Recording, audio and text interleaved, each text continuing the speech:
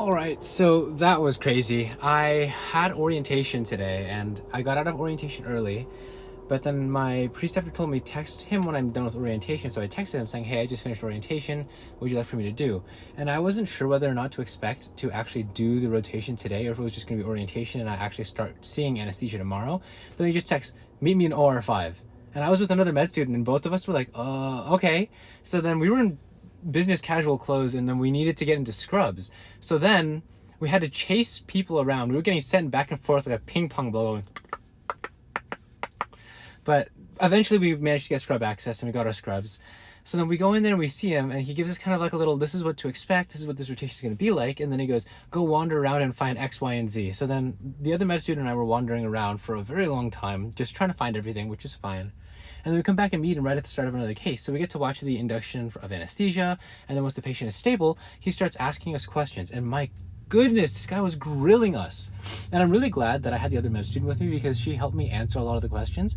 And then whenever we couldn't answer a question, he'd say, ask Dr. Google. The only issue was we did not have any reception in there. So we were like trying to look it up and it was taking forever. So then he would ask us again, thinking that maybe we didn't hear him or didn't understand the question.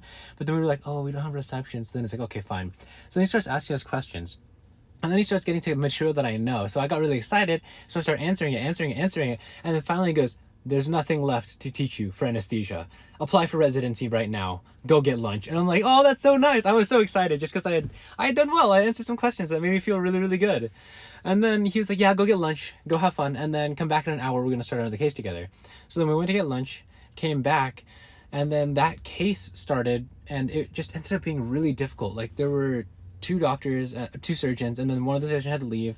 And so then one of the surgeons and the nurse were like looking at it, and the nurse isn't scrubbed in, the scrub tech and the surgeon are scrubbed in, and the surgeon's like, I need another set of hands. So she looks at the med students and she goes, can either of you scrub in? Like, do you know how to? And I said, oh yeah, I know how to. She goes, go scrub in. I'm on my anesthesia rotation, bro. So then I ended up scrubbing in for a surgery, and that surgery went so long. We were just in there forever.